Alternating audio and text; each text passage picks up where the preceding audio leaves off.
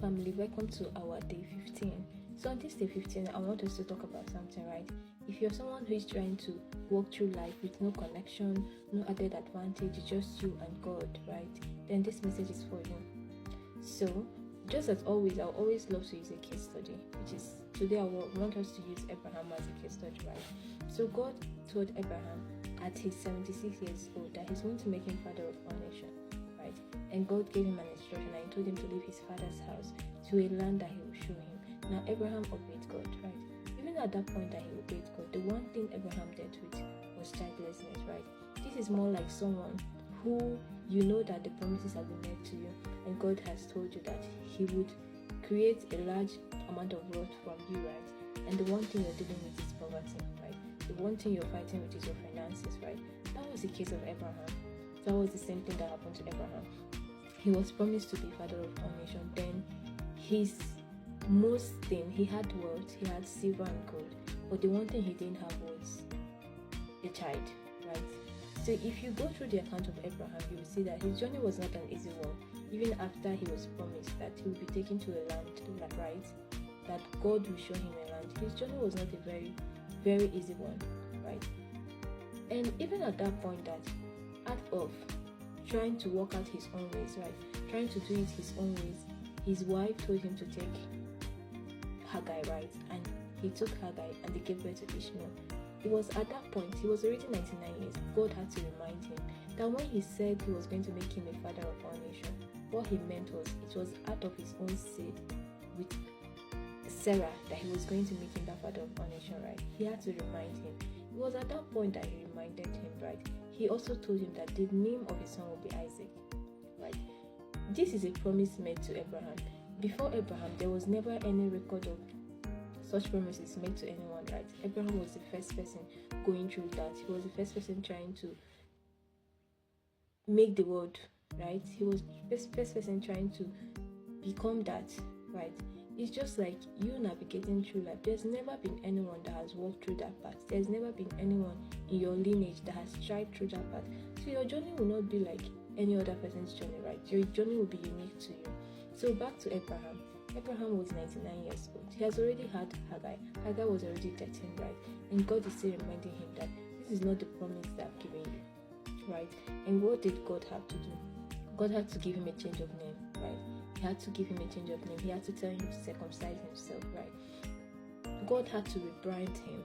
He had to change him, right? He had to rebrand him to the person that he wants him, to the person that he wants to make the father of all nations, right? So all the processes that God took him through is because the promise that he made to him was not just to make him a father of one, it was to make him a father of one nation, right? He had to prepare him for the nation that he has in stock for him.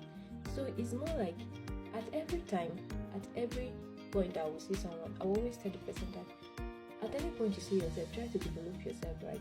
Because you don't know, you might know, but you might not know where God is taking you, right? To, right?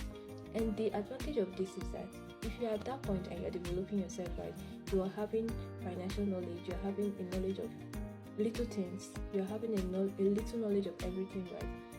Is God preparing you to that point that when the time comes, right, when the time comes for him to connect you to those people that will bless you, right, you will have the knowledge, you will have the knowledge to utilize that opportunity at that time, right? And that was what happened to Abraham. God had to change his name. God had to tell him to circumcise both himself and Ishmael, right? And every male in his house. It was at this point of rebranding him, of a change of name, that Abraham was now able to see those three angels that were standing, right? What if those angels had been there all this while, right? What if they had just been there? And because he has not developed himself, he has not gotten to that level that God wanted him to get to. That was why he was not able to see those three men. So it was at that point he saw those three men that the promise was made, the promise was fulfilled, right? That they saw Sarah and they told her that she would bear the child. Even with her laughter, right? The promises of God was fulfilled in his life. And he was already 100. That's still an added years, right?